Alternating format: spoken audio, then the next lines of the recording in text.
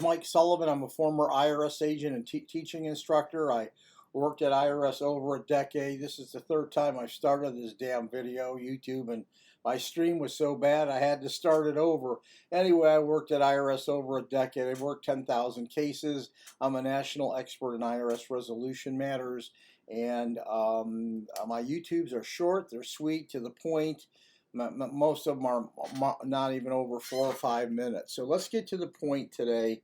I'm an expert. So, by the way, I open up myself so you see how the IRS is working things, okay?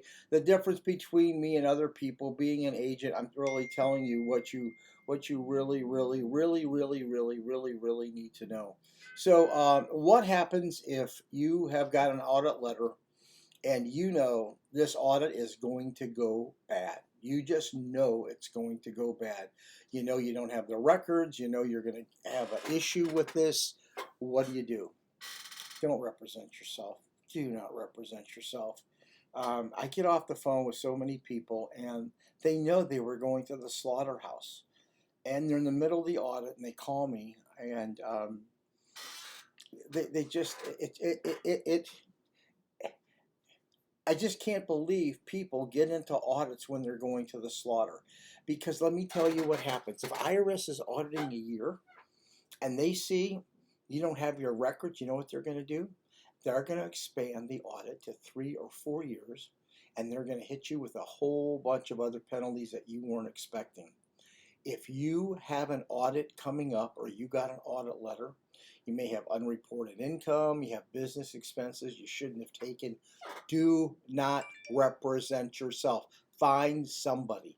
The best people to find are former agents, because former agents know the system. They know how to get around things, go through things, whatever. Also, former IRS agents have a better rapport. This is not a solicitation for our firm or anybody, just former IRS agents know best. So let me tell you, if you get that letter, you're going to look at the name. Is it an office auditor? Is it somebody from small business unit? Is it a revenue agent?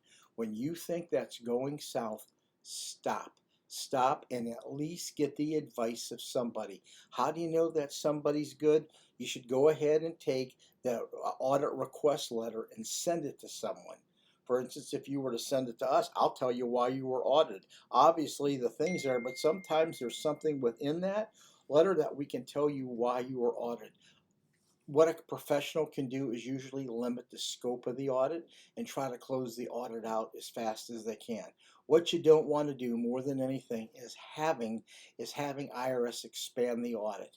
You don't want them expand the audit. IRS can audit 3 years, not 1 year. IRS can go back another year, fourth year, if there was 25% of admission of income.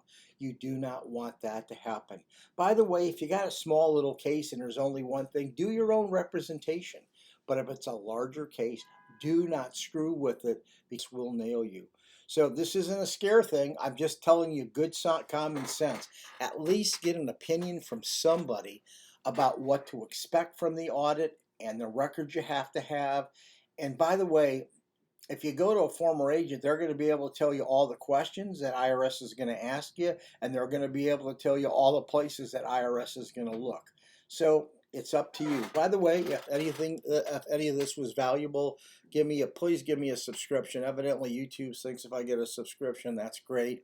If you have a question with what I'm sharing, just hit me up. I'll usually make a YouTube. I started this YouTube today because someone just asked me a question. So don't fear the IRS audits either. The other thing, a lot of people get that nasty gram in the mail, and oh my God, their heart sinks. They can't think of anything else, and oh my God, yeah, you'll get through this no matter what. I know I say it's only money, but don't let this rent space in your head. By the way, if you're at an end of a year, don't file the tax return you're in if you can extend it, because IRS will pick that up for a tax audit too. Have a good one.